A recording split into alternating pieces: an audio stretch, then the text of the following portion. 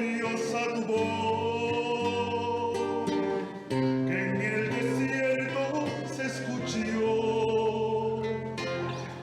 No saber qué dices tú, si tengo sordo el corazón. Saulo, ¿por qué me persigues?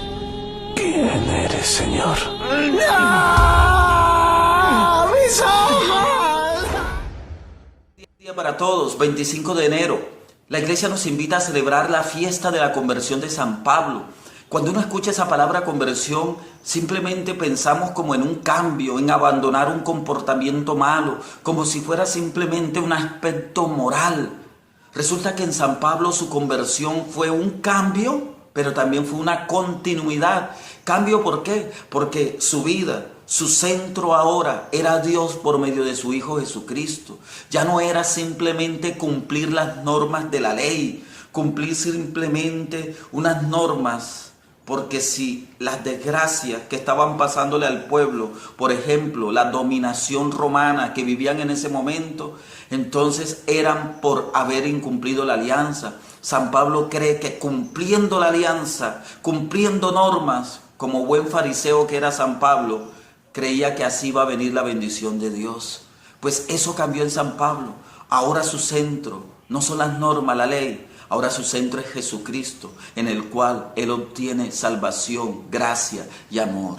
Pero también hay continuidad, porque si San Pablo fue fariseo, fue alguien que se preparó, fue alguien que estudió, fue alguien que tenía un bagaje bíblico, cultural, porque también era ciudadano romano. Por lo tanto, esto lo ayudó a llevar el evangelio a muchos.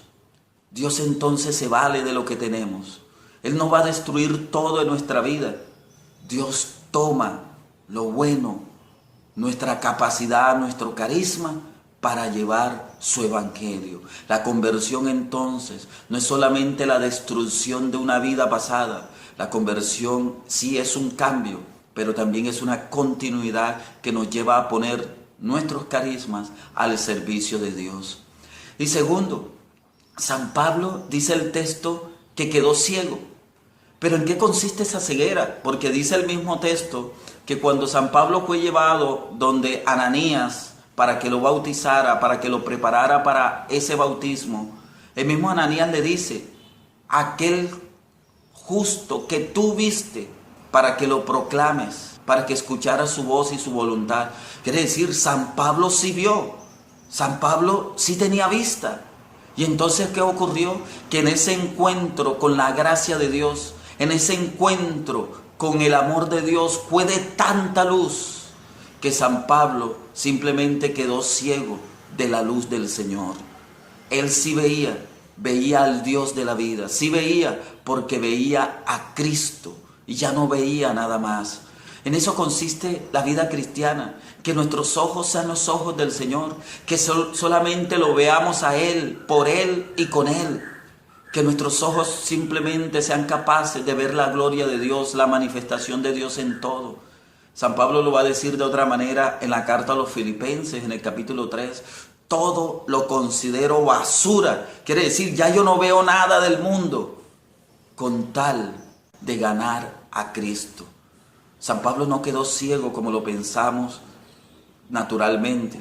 San Pablo simplemente, su vista se concentró en el Señor. Ya no veía nada más. Que la conversión de San Pablo, queridos hermanos, nos lleve entonces verdaderamente a tomar nuestra fuerza, nuestros carismas, nuestras ganas, nuestros dones para ponerlos al servicio del Señor. Eso es continuidad de la bendición de Dios. Pero que San Pablo también nos dé ejemplo de que nuestra vista, nuestro centro, nuestra fuerza sea el Señor.